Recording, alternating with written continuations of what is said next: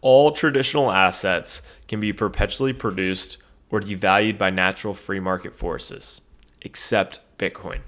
Real estate, currently worth around $300 trillion, is no different. In fact, US real estate is down 87.7% over the last 5 years. So, is investing in an apartment complex a sound long term store of wealth, considering society can always build more apartment complexes? How about Marc Andresson, who recently suggested houses will soon be printable by AI and robotics for less than 1 cent? What might that do to the value of real estate?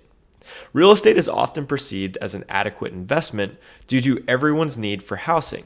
Yet, just because humans need housing doesn't mean investors should hoard housing. Humans need oxygen, but nobody stores wealth in oxygen. Just like other consumer goods and other financialized assets, the potential for creating more real estate cannot be overlooked. With advancements in construction technology and the availability of undeveloped land, the supply of real estate can expand, debasing its value.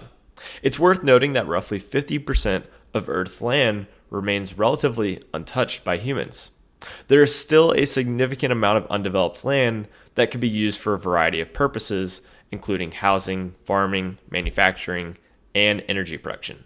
But even relatively scarce land in ideal climates can be debased, as artificial islands can already be developed successfully. Off the coast of Dubai, Palm Jeremiah is an artificial island that has over 10,000 residents.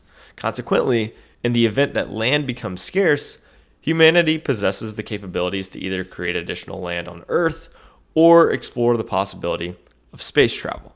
Additionally, square feet is not limited by surface land on Earth.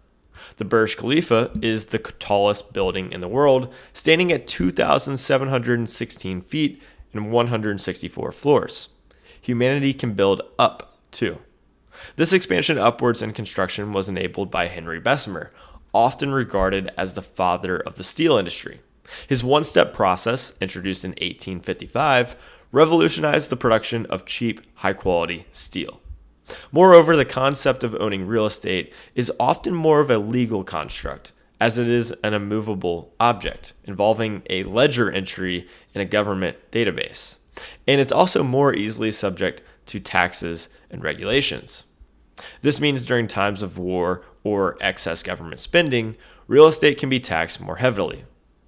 This doesn't imply that real estate lacks any potential opportunities for generating returns, whether that's through development, investing in undervalued areas, or leveraging other short to medium term market fluctuations.